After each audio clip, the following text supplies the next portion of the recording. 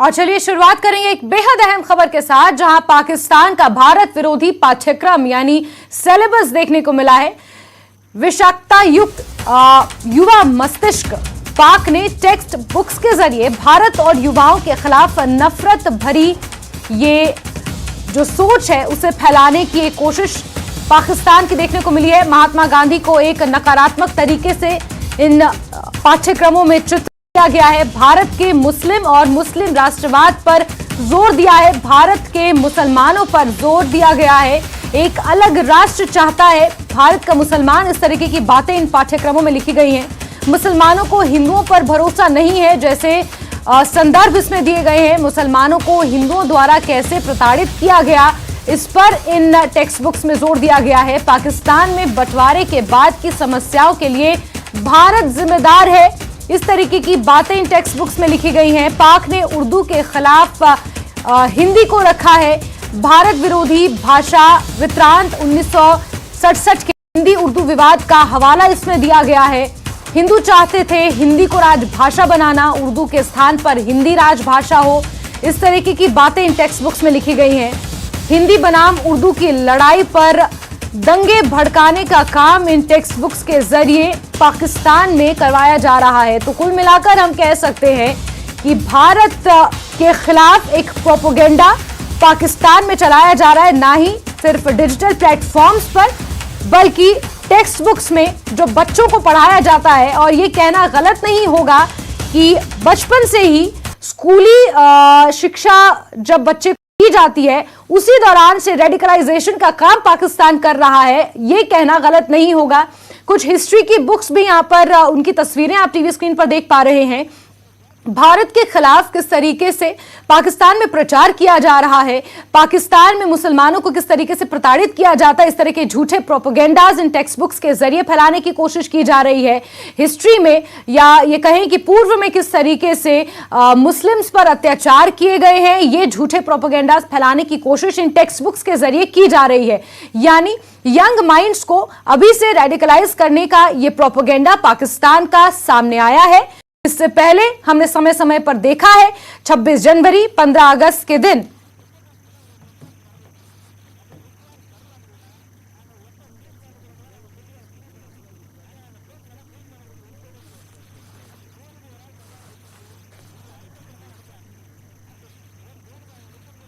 on news18.com.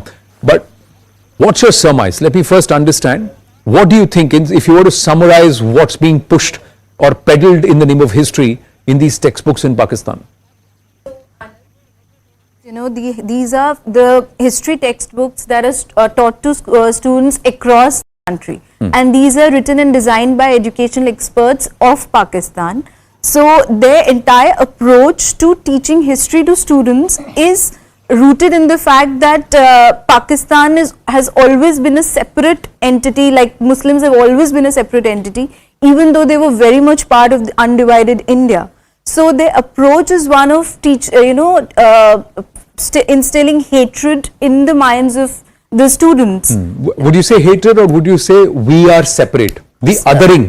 Would you agree if you were to say the othering is seeded as part of history? That's right. But it is also based that, it is also about the religion, that they are a separate religion and we are a separate religion, and this hatred against another religion. This is this fact is very different from when we study history in India. It is completely different. It's neutral when it comes to talking about other religions. It's completely neutral. The attempt is perhaps a little more secular or less theologically driven. Yeah. In Pakistan, you're saying it's clearly a theological binary, Muslims versus others, and in this case, largely Hindus. Let's get to the text. And if I may ask you, what do they say about Mahatma Gandhi, and can you show some of the passages? Yeah. The very first thing which is alarming if you read it as a citizen, it's like they are referring to, in the very introduction to Mahatma Gandhi in the textbook, is just as one of the Hindu leaders who headed the Congress. They are not even mentioning that he led India or the fight against the British rule, and he was instrumental in getting freedom to. So he's freedom never to both portrayed India as and Mahatma. Pakistan. He's Yeah, never portrayed yeah. as somebody who championed via Right, non-violence right, the cause of freedom. right. Can you read that passage for us? So I'll just read it out. So in 1918, 1919 and 1920, where old and new generations clashed in famous and important debates, Gandhi and his young supporters took charge of Congress and approach of Hindu as majority and disregard of Muslims. Can you hold that up again for our viewers, because we're just showing the over-the-shoulder shot of that passage. Can you just hold it and read it again? What does it say again? So it says Gandhi and his young supporters took charge of the Congress and approach of Hindu as a majority and disregard to Muslim rights, which created hatred, jealousy and narrow-mindedness. So these are all accusations also against Mahatma Gandhi, who actually supported, you know. Ironical that there are many detractors of Gandhi.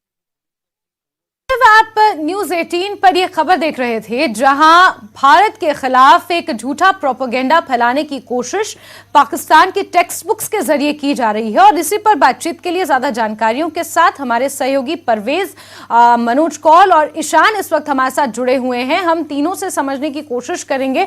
Manoj, सबसे पहले मैं आपका रुख करना चाहूंगी। साफ तौर पर यह देखा जा रहा है कि टेक्स्ट बुक में भारत के खिलाफ किस तरीके से प्रोपेगेंडा फैलाने की कोशिश पाकिस्तान द्वारा की जा रही है। और ये टेक्स्ट बुक कोई कॉलेज लेवल की टेक्स्ट बुक्स या यूनिवर्सिटी लेवल की टेक्स्ट बुक्स है, ये 8th क्लास की, 9th क्लास की हिस्ट्री की बुक्स हैं। तो हम ये अंदाजा लगा सकते हैं कि कितने रूटेड तरीके से पाकिस्तान के अंदर भारत के खिलाफ हेट्रेड भरी हुई है और हर बच्चे बच्चे तक ये हेट्रेड पहुंचाने का काम पाकिस्तान में किया जा रहा है।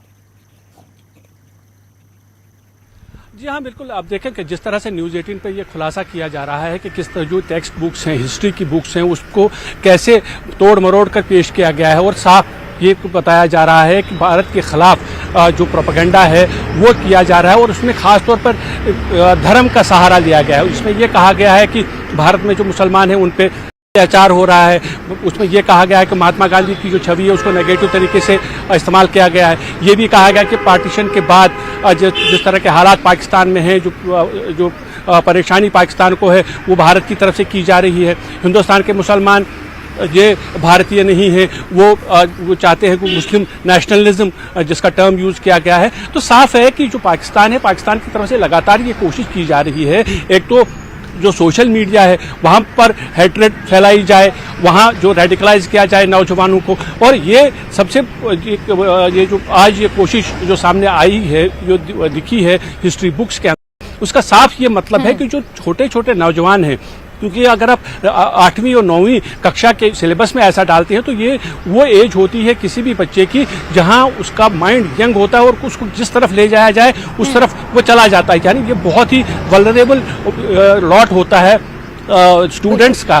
तो यहाँ पर पाकिस्तान ये कोशिश कर रहा है कि जो उनकी अपनी गलतियाँ हैं, जो उनकी अपनी प्रॉब्लम्स हैं, जो उनकी अपनी परेशानियाँ हैं, उसको भारत पे थोपा जाए। और लगातार कोशिश ये की जा रही है कि वहाँ के जो नौजवान जो पीढ़ी है उसको भारत के खिलाफ भड़काया जाए। ये पहली बार नहीं है कि पाकिस्तान ने इस तरह का प्रोपेगेंडा किया है। अलग अलग तरीके से पाकिस्तान भारत के खिलाफ प्रोपेगेंडा करता है, चाहे वो सोशल मीडिया हो, चाहे वो कुछ और तरीके हों। हमने ये देखा कि मकबूजा कश्मीर में जो POJK है वहाँ पर जो एक रेडियो स्टेशन कायम किया गया था, उस पर भी भारत के खिलाफ प्रोपेगेंडा किया जाता था। हालांकि उसका फोकस जम्मू कश्मीर होता था, उसमें भी गलत चीज़ें फैलाई जाती थी। लोगों को ये कहा जाता था कि काफ़ी परेशानियां हैं लोगों को, मुसलमानों को, खासतौर पर चाहे जम्मू कश्मीर की बात हो या बाकी जो देश में मुसलमान रहते हैं। ये कोशिश पाकिस्तान की ये है कि वहाँ के जो लोग हैं, जो उन्हें ऐसा लग रहा है कि शायद लोगों को अब इंटरनेट के जरिए या बाकी चीज़ों के जरिए ये पता चल रहा है कि भारत में जो सेकुलरिज्म है, भारत में जिस तरह की धर्मनिरपेक्षता है वो आगे पर चढ़ रही है। भारत के अंदर जो मुसलमान है उसे हर एक मौका दिया जा रहा है आगे बढ़ने का। यहाँ तक यहाँ के हमारे प्रेसिडेंट भी मुसलमान रहे हैं। तो लेकिन कोशिश पाकिस्तान की ये है कि नौजवान पीढ़ी को गलत प्रोपेगेंडे के जरिए भारत के खिलाफ उकसाया जाए। बिल्कुल मनोज, इसमें कोई दो राय नहीं है कि भारत हमेशा से एक धर्मनिरपेक्ष देश रहा है और हर एक धर्म को अकोमोडेट करने की कोशिश भारत ने हमेशा से की है। और जहां तक अगर मुसलमान और हिंदू की बात हो तो आजाद भारत के पहले शिक्षा मंत्री मौलाना अबुल कलाम आजाद ही थे। तो ऐसे में कहीं ना कहीं भारत के ऊपर जो ये सवाल खड़े कर रहा है पाकिस्तान, ये बेबुनियाद है। ईशान हमारे सहयोगी इस वक्त हमारे साथ जुड़े हुए हैं। ईशान, बहुत छोटे छोटे बच्चों को यहाँ पर उनका एक तरीके से हिस्ट्री के जरिए माइंड वॉश करने की कोशिश, भारत के खिलाफ उनके अंदर जहर भरने की कोशिश, और अगर हम ये कहें कि कहीं ना कहीं अभी से उन्हें रेडिकलाइज करने की कोशिश पाकिस्तान द्वारा की जा रही है, तो क्या गलत होगा?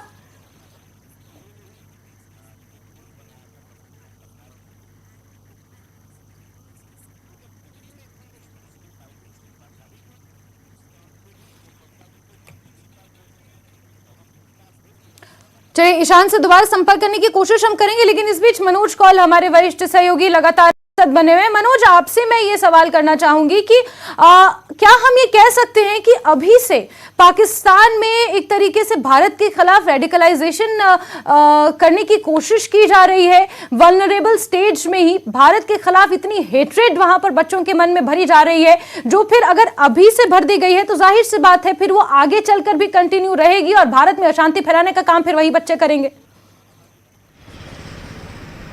जी हाँ, बिल्कुल, आपने बिल्कुल सही कहा कि जो यंग माइंड से उनको अगर रेडिकलाइज किया जाए तो उसके बाद उन्हें जिस तरह से जो इस एज ग्रुप में जो भी बच्चे होंगे उनके दिमाग में जो बात डाली शायद वो उस पर भरोसा करने लगेंगे। यही वजह है कि पाकिस्तान लगातार प्रोपेगेंडा करता। भारत का ये साफ कहना है, चाहे कोई भी इंटरनेशनल फोरम हो, वहाँ पर भारत लगातार ये कहता आया है कि पाकिस्तान हिंदुस्तान के खिलाफ, भारत के खिलाफ एक प्रोपेगेंडा करता है, जहाँ वो आतंकवाद को पनपने की कोशिश कर रहा है या यहाँ पर आतंकवाद बढ़ाने की कोशिश कर रहा है भारत के अंदर, वहीं वो दूसरे हद में भी इस्तेमाल कर रहा है। भारत हमेशा से ये कहता आया है कि पाकिस्तान के अंदर जो एस्टेब्लिशमेंट है, चाहे वो वहाँ की गवर्नमेंट हो, चाहे वो वहाँ की आर्मी हो या ISI हो, उनका एक ही मंशूर है, उनका एक ही पॉइंट है, वो ये है कि भारत को किस तरह से डिस्टेबलाइज किया जाए। उसके लिए वो आतंकवाद भी करते हैं।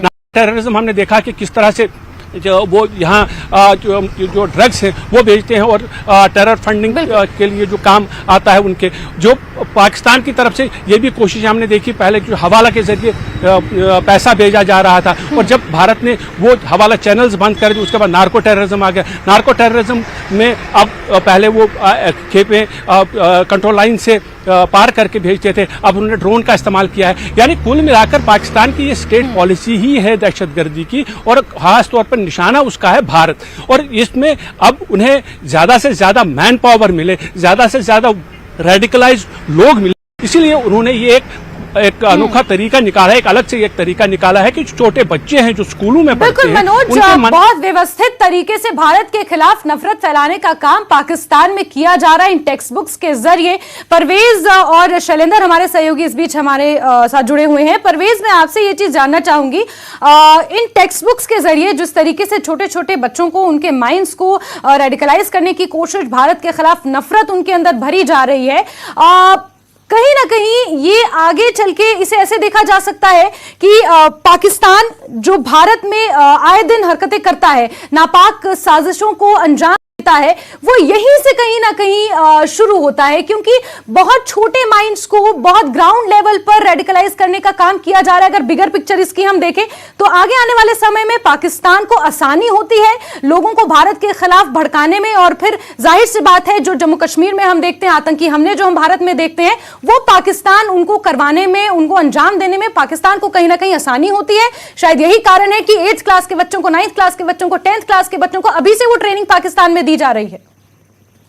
बिल्कुल जैस्मिन, यहाँ पे एक बात काबिल गौर है कि ये यहाँ पे रिलीजन का कार्ड प्ले किया गया है, जो कि हमेशा से पाकिस्तान की स्ट्रेटेजी रही है कि यहाँ मजहब के नाम पे जो है लोगों को भड़काया जाए। अगर हम जम्मू कश्मीर की बात करें तो जब 90s में यहाँ पे मिलिटेंसी स्टार्ट हुई थी, जब JKLF ने यहाँ मिलिटेंसी स्टार्ट की थी, तो उस टाइम जो मॉडस ऑपरेंडी था वो कुछ डिफरेंट था, लेकिन धीरे धीरे जो है वो उसको मजहब का रंग देख के वो भी पार से ही जो है वो सारी साजिशें जो उस टाइम पे हुई थी, और उसके बाद JKLF को साइडलाइन करके बिल्कुल एकदम हटा के हिजबुल मुजाहिदीन को सामने लाया गया, क्योंकि उसमें एक रिलीजियस का एंगल दिया गया। ये पाकिस्तान बखूबी ये बात जानता है कि रिलीजन के नाम पे लोगों को बहकाना, लोगों को भड़काना काफी ईजी रहता है। और अब जो ये स्टेप अब पाकिस्तान ने उठाया है, जो यंग माइंड्स हैं, जो नन्हे मुन्ने बच्चे हैं 8th 9th 10th क्लास के, जो बताया जाता है कि बच्चों का जो माइंड होता है वो पूरी किताब जैसी होती है, जिसपे कुछ भी लिखा जाए वो छपा रहता है वहां पे हमेशा।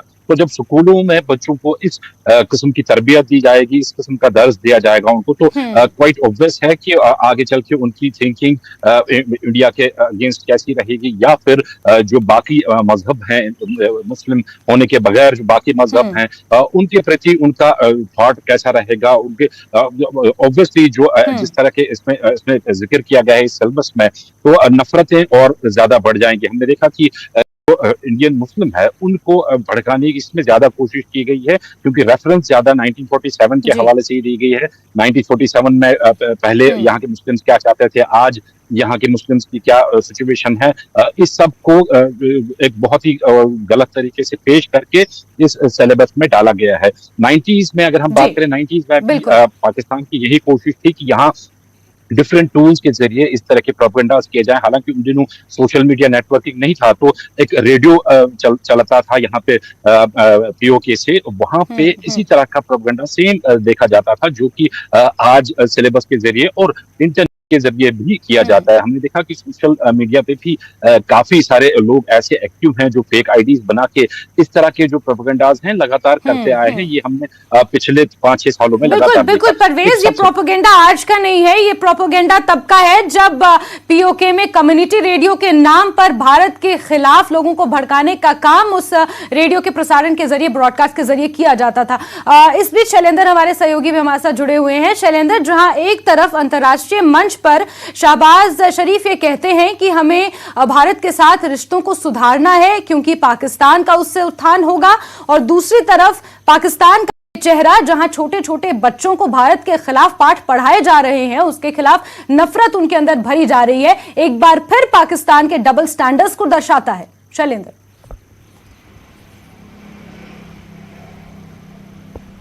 देखिए, ये हैरानी वाली बात है कि इतने सारे मुल्कों के बीच में पाकिस्तानी का इकलौता ऐसा मुल्क है जो कि आज भी नफरत को बढ़ावा दे रहा है। और जो टेक्स्ट बुक्स बोर्ड जो है पाकिस्तान का, फेडरल टेक्स्ट बुक्स बोर्ड, वो कहीं ना कहीं ये ऐसा मंच है, ऐसा प्लेटफॉर्म है जिसके ज़रिए छोटे छोटे बच्चों को भारत विरोधी सेंटिमेंट्स उनके अंदर भरे जा रहे हैं। अगर हम बात करें जो सिलेबस में है, तो इसमें महात्मा गांधी से लेकर जो 47 के बाद के जो हालात थे उसको एक नेगेटिव तरीके से दिखाते हुए ये जताया जा रहा है कि किस तरह से भारत ने जुल्म किया है, इन तमाम मुद्दों को लेकर भड़काया जा रहा है। यूं कहें कि जो छोटे छोटे बच्चे हैं उनके जहन में अभी से भारत विरोधी नफरत पैदा की जा रही है। अगर हम बात करें इस टेक्स्ट बुक की, तो इसमें बताया जा रहा है कि न सिर्फ महात्मा गांधी बल्कि मुस्लिम्स ऑफ इंडिया और हिंदू और मुस्लिम के बीच में जो दरार पैदा करने की जो कोशिश है पाकिस्तान की, वो लगातार आज भी जारी है। और कहीं ना कहीं हिंदू और मुस्लिम्स के बीच में ये दरार पैदा करना, ये एक कहीं ना कहीं मंशा मानी जा रही है इस हरकत के जरिए। जाहिर तौर पर हम देख रहे हैं कि किस तरह से पाकिस्तान में जो आर्थिक हालात बने हुए हैं, वहाँ पर IMF के लोन के लिए मारामारी हो रही है, कोशिश लगातार जारी है। लेकिन इसी बीच ऐसी खबर सामने आना कि आज भी जहाँ भारत अपने सभी पड़ोसी मुल्कों से अच्छे संबंध चाहता है, वहीं पाकिस्तान अपने ही मुल्क के छोटे छोटे बच्चों को भारत विरोधी सेंटिमेंट्स, भारत विरोधी उनको पढ़ाई जा रही है। तो जाहिर तौर पर ये एक चिंता का विषय है। और जाहिर तौर पर न्यूज़ 18 एक्सक्लूसिव ये इन्फॉर्मेशन सामने आई है, जहां पर साफ हुआ है कि पाकिस्तान में किस तरह से टेक्स्ट बुक्स के जरिए, स्कूली पढ़ाई के जरिए भारत विरोधी जो सेंटिमेंट है वो छोटे छोटे बच्चों में शुरुआत से ही उनमें ये एम्बाइब कराया जा रहा है। तो जाहिर तौर पर इस पूरे मामले को लेकर अभी तक हालांकि इस पे क्लैरिफिकेशन नहीं आया कि क्यों इस तरह की हरकत पाकिस्तान में हो रही है, लेकिन जाहिर तौर पर ये चिंता का विषय है कि किस तरह से टेक्स्ट बुक्स के जरिए, क्योंकि हमने देखा है कि अक्सर आप हिस्ट्री पढ़ाते हैं, आप बाकी सब्जेक्ट्स पढ़ाते हैं, लेकिन उसमें हेट कहीं फैक्टर नहीं होता है, हेट को शामिल नहीं किया जाता, नफरत को शामिल नहीं किया जाता है। पाकिस्तान वाहिद ऐसा मुल्क है जहां पर बच्चों को नफरत सिखाई जाती है। बिल्कुल, और हम भी हिस्ट्री पढ़ते हैं, लेकिन एक बहुत न्यूट्रल तरीके से हमने हमेशा हिस्ट्री के सब्जेक्ट को पढ़ा है, ना कि एक ये प्रोपेगेंडा के जरिए या फिर एक बायस होके कभी हमने हिस्ट्री अपने स्कूल टाइम में तो नहीं पढ़ी है। शैलेंद्र, परवेज हमारे साथ इस बीच जुड़े हुए हैं। परवेज, मैं आपसे ये चीज जानना चाहूंगी, ये इसमें सिर्फ भारत के खिलाफ ही प्रोपेगेंडा नहीं, बल्कि भारत की लैंग्वेज हिंदी बनाम उर्दू भी एक तरीके से हमने एक एंगल देखने की यहाँ पर कोशिश की है कि पाकिस्तान की इन टेक्स्ट बुक में साफ तौर पर लिखा गया है कि भारत चाहता था कि हिंदी राष्ट्रभाषा बने, ना कि उर्दू। इस तरीके से भी लैंग्वेजेस को लेकर भी क्लैश पैदा करने की, लैंग्वेजेस को लेकर भी एक डिस्टर्ब पैदा करने की कोशिश की जा रही है और इनडायरेक्ट मैसेज भारत में रहने वाले मुसलमानों के लिए भी यहां पर देने की कोशिश की गई है इन टेक्स्ट बुक्स के जरिए। परवेज, बिल्कुल जैस्मिन, इस सिलेबस के जरिए यही बात पता चल रही है कि ये प्रोपेगेंडा जो है वो मल्टी लेवल्स पे हो रहा है। जहां एक तरफ 1947 की बात की जा रही है और उस टाइम का हवाला देखिए कि किस तरह से उस टाइम पे मुस्लिमों के साथ यहाँ सलूक किया गया, वो वहां पे भड़काने की कोशिश की जा रही है। दूसरा, साथ में जो इसमें लैंग्वेज का इशू आता है, यहाँ पे पाकिस्तान को भी ये क्लियरली पता है कि यहाँ जो मुस्लिम यहाँ पे मेजॉरिटी है, मुस्लिम के लोग जो हैं वो उर्दू लैंग्वेज से काफी प्यार करते हैं और काफी लगाव है उनको उर्दू लैंग्वेज से। और आज की नहीं, जब पाकिस्तान अभी बना भी नहीं था, उससे पहले की यहाँ पे उर्दू लैंग्वेज जो है वो लगातार यहाँ पे चल रही आ रही है और अभी भी चल रही है। तो यहाँ पे उन्होंने टारगेट किया है कि जो मुस्लिम्स हैं उनकी जो शिनाख्त है, यानी कि उर्दू लैंग्वेज जो है वो खतरे में है, वो प्रोपेगेंडा करने की कोशिश की गई है यहाँ पे।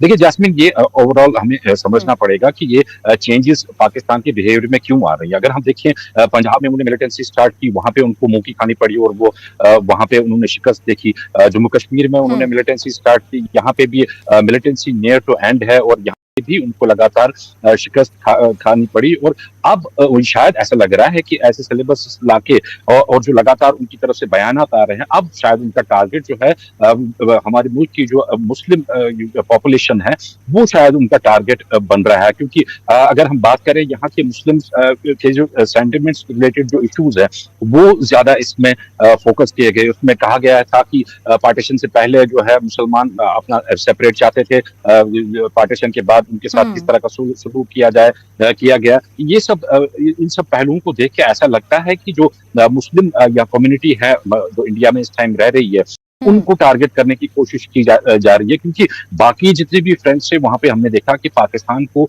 मुंह की खानी पड़ी वहां पे। चाहे हम जम्मू कश्मीर की हाल में बात करें तो यहाँ पे आपने देखा होगा कि किस तरह से सक्सेसफुल ऑपरेशंस के जरिए जो है ऑलमोस्ट जो टॉप कमांडर्स है मिलिटेंट्स के, उनको एलिमिनेट कर दिया गया है। हालांकि इक्का दुक्का वाकयात अभी भी होते हैं जो कि OGWs वगैरह करते हैं, लेकिन ओवरऑल जो मिलिटेंसी का स्ट्रक्चर है उसको तहस नहस कर दिया है यहाँ पे जो सिक्योरिटी फोर्सेज है। तो ये एक खोखलाहट भी है पाकिस्तान के अंदर की अगर उन्होंने पहले पंजाब में कार्ड खेलने की कोशिश की, वहां पे वो फेल हो गए, फिर जम्मू कश्मीर में कार्ड खेलने की कोशिश की, यहाँ पे वो फेल हो गए, तो अब उनका नेक्स्ट टारगेट ऐसा लगता है जो मुस्लिम पॉपुलेशन है इंडिया की वो है। लेकिन ये बात यहाँ के मुसलमानों को साफ बिल्कुल हिंदू मुस्लिम्स के बीच कॉन्फ्लिक्ट पैदा करने की कोशिश पाकिस्तान द्वारा की जा रही है परवेज। और समय समय पर हम देखते आए, चाहे 26 जनवरी हो, चाहे 15 अगस्त हो, डिजिटल प्लेटफॉर्म्स पर भी किस तरीके से हेट कैंपेन भारत के खिलाफ पाकिस्तान ने चलाए हैं, ये हमने पूर्व में देखा है। मनोज कौल हमारे साथ जुड़े हैं। मनोज, अगर इसकी थोड़ी लार्जर पिक्चर हम देखें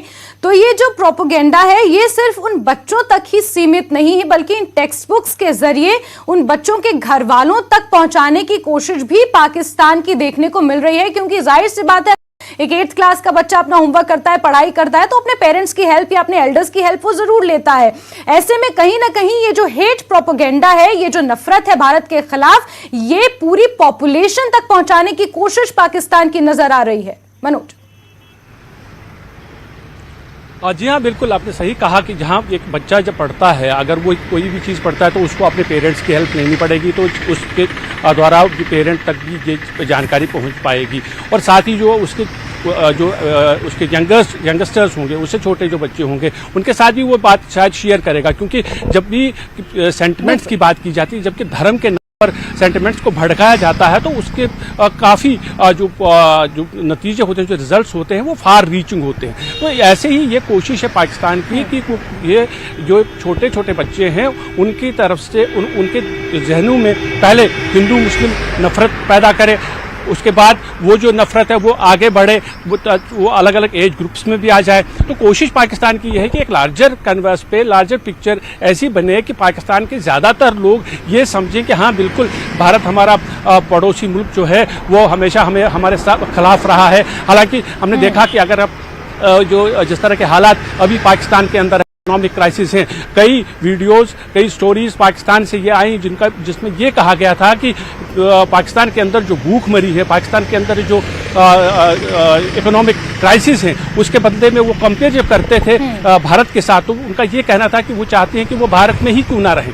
यानी एक बहुत बड़ा तबका ऐसा है, जैसे मैंने पहले कहा, बहुत बड़ा तबका ऐसा है जिन्हें ये लगता है कि भारत एक धर्मनिरपेक्ष देश है, यहाँ हर एक को जीने की आज़ादी है, यहाँ हर एक को आगे बढ़ने की आज़ादी है, यहाँ की जो आर्थिक हालात हैं वो सही हैं।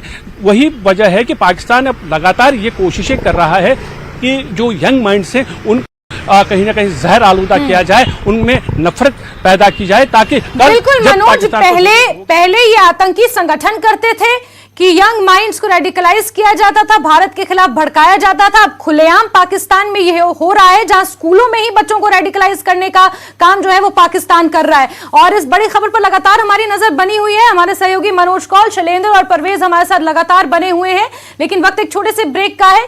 जल्द हाजिर होंगे कुछ और ताजा अपडेट्स के साथ। और ब्रेक के बाद प्राइम में हम बात कर रहे हैं एक बड़ी खबर की, जहां पाकिस्तान का प्रोपेगेंडा एक बार फिर से सामने आया है। टेक्स्ट बुक्स के जरिए बच्चों को भारत के खिलाफ भड़काने का काम पाकिस्तान में किया जा रहा है। और इसी पर ज्यादा जानकारियों के साथ बातचीत के लिए हमारे तमाम सहयोगी हमारे साथ जुड़े हुए हैं। मनोज कौल, परवेज भट्ट और शैलेंद्र वांगू इस वक्त हमारे साथ जुड़े हैं। शैलेंद्र, मैं आपसे एक चीज समझना चाहूंगी, यूएनएससी और यूएनएचआरसी जैसे मंचों का इस्तेमाल पाकिस्तान भारत के खिलाफ करता है, भारत के खिलाफ वहां पर अनाप शनाप बयानबाजी की जाती है, जम्मू कश्मीर के खिलाफ बयानबाजी वहां पर की जाती है। And now we know that from where all this is coming.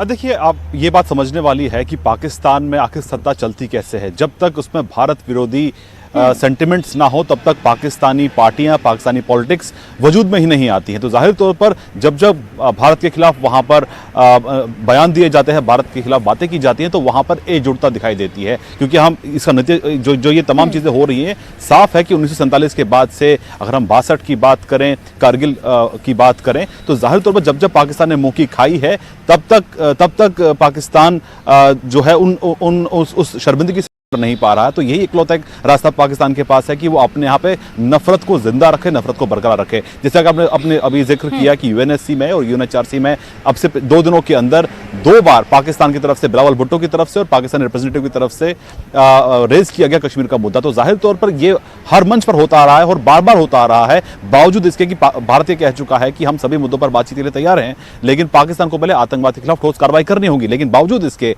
Pakistan लगातार आतंकवाद को बढ़ावा देता आ रहा है। न सिर्फ आतंकवाद को बढ़ावा दे रहा है, बल्कि यंग माइंड्स में अभी से भारत विरोधी सेंटिमेंट्स को भरा जा रहा है, ताकि जो ये हेट है उसको जारी रखा जा सके और ताकि पर जो आर्मी है, वहां पर जो आईएस है, उनका वजूद बरकरार रहे। क्योंकि अगर भारत के खिलाफ अगर विरोध खत्म हो जाएगा, भारत के खिलाफ अगर सेंटिमेंट खत्म हो जाएगा, तो जाहिर तौर पर रिश्ते बेहतर हो सकते हैं। तो ऐसे में वहां की आर्मी, वहां की आईएस नहीं चाहती है, वहां की सरकारें नहीं चाहती हैं कि भारत के साथ संबंध अच्छे हों। लेकिन ऐसे में ये इससे साफ हो जाता है कि किस तरह से यंग माइंड्स में अभी से, शुरुआत से ही भारत विरोधी सेंटिमेंट्स को भरा जाता है, ताकि जब वो आगे जाके बड़े हों तो वो उस जिस भी प्रोफेशन में वो हो, तो कहीं ना कहीं भारत के खिलाफ जो sentiment in the back of their minds होगा, उसके तहत ही वो आगे काम करेंगे। लेकिन ये एक प्रोपेगेंडा, सिर्फ एक प्रोपेगेंडा नहीं है, बल्कि एक साजिश के तहत भारत के खिलाफ जो है भावनाएं भड़काई जाती हैं।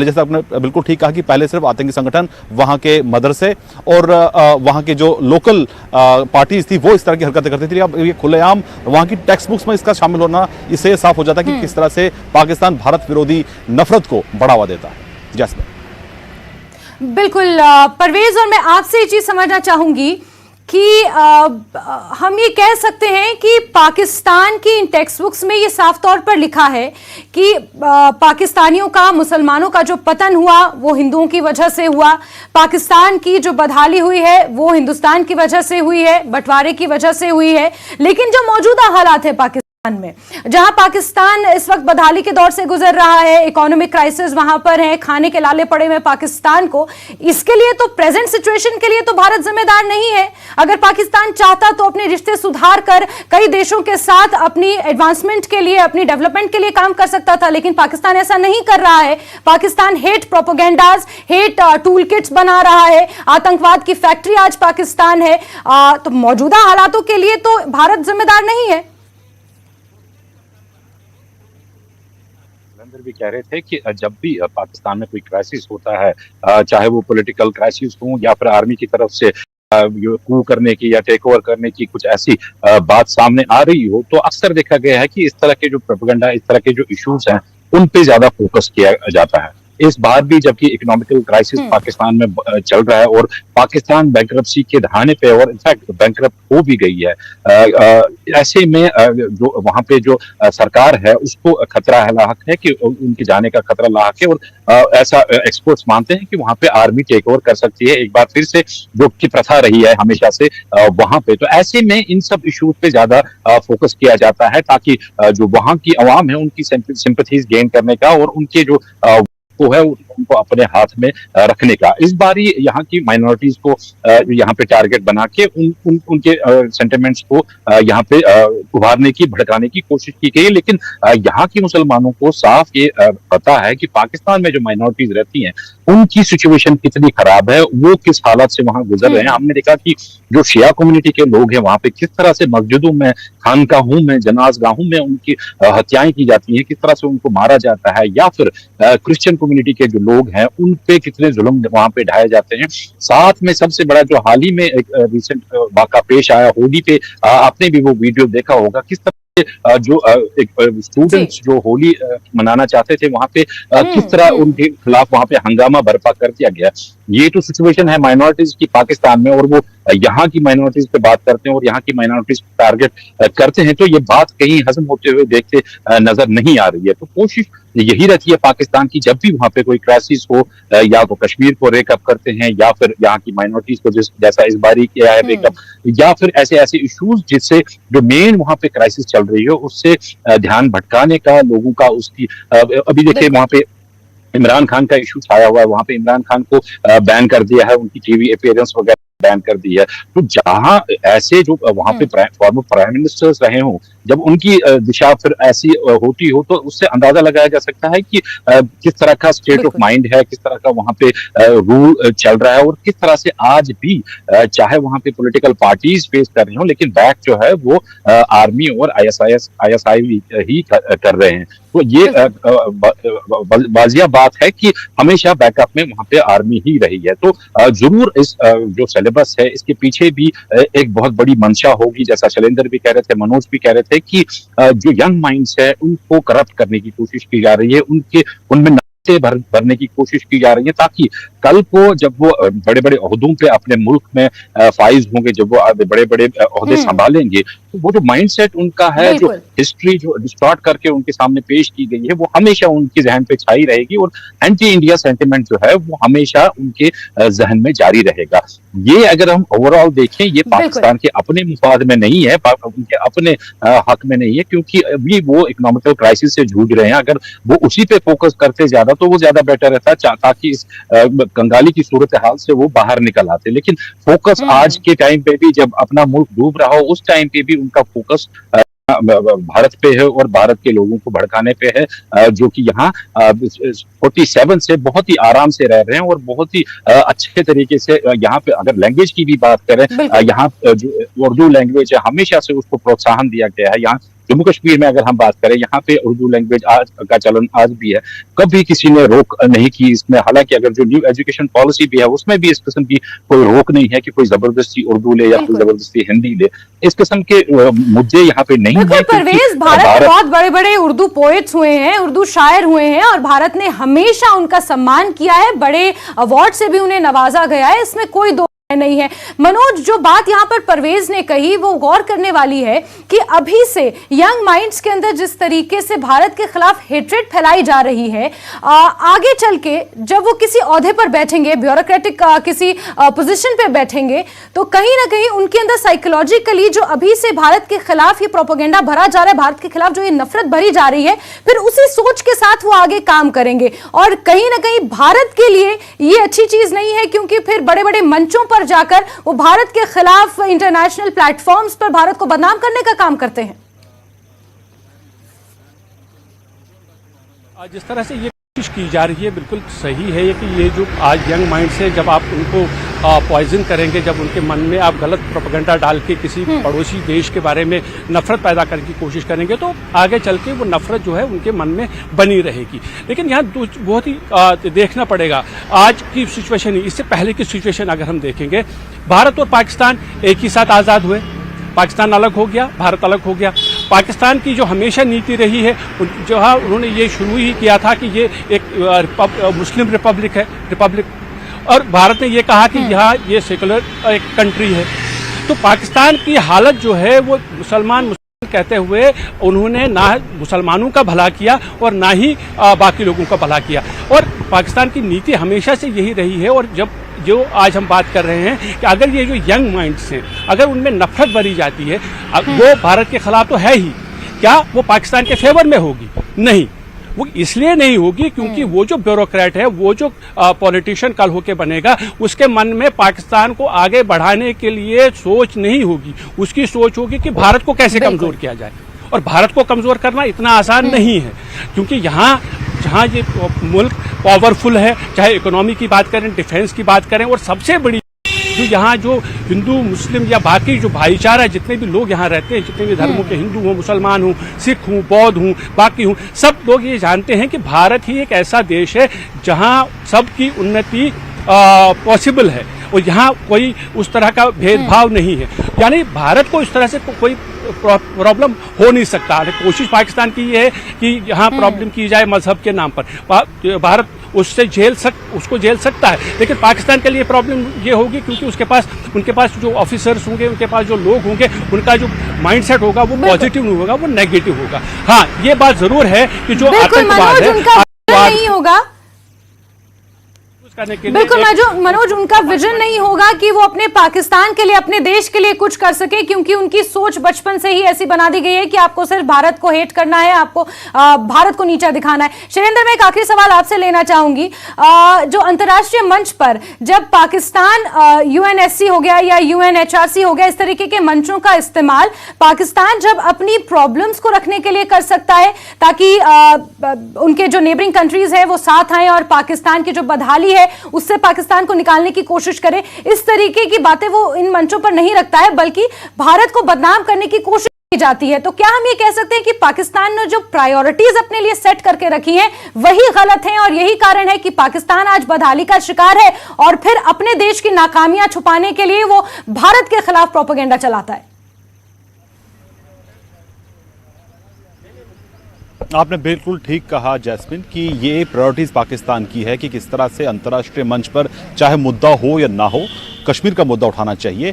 जाहिर तौर पर पूरी दुनिया ये समझ चुकी है कि किस तरह से पाकिस्तान एक ही मुद्दे को लेकर जहां जरूरत नहीं भी होती है वहां पर इस मुद्दे को उठाया जाता है। तो जाहिर तौर पर प्रायोरिटीज ही गलत है। और हम देख रहे हैं कि पाकिस्तान की इस मुसीबत से आज के दौर गुजर रहा है, जहां पर आम लोगों के लिए राशन पानी, पेट्रोल बहुत मुश्किल से उनको मिल रहा है। और ऐसी भी हमने आवाज़ें देखी हैं पाकिस्तान से पिछले कुछ दिनों में कि वो यहाँ तक कह गए कि हमें प्रधानमंत्री मोदी जैसा प्रधानमंत्री हमें मिलना चाहिए ताकि देश के हालात बेहतर हो सके। तो ये तमाम चीज़ें इसलिए हो रही हैं पाकिस्तान में क्योंकि वो देश जो है वो ऐसा देश है जहाँ पर आतंकवाद की फैक्ट्री को, आतंकवाद की इंडस्ट्री को बढ़ावा दिया जाता है और भारत के खिलाफ नफरत पैदा की जाती है।